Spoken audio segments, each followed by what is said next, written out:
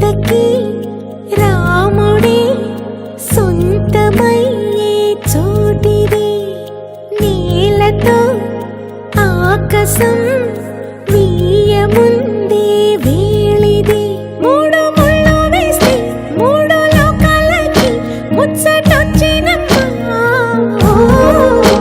ఏడు అంకలేస్తే ఏడు జన్మాలకి వీడదీసితమ్మా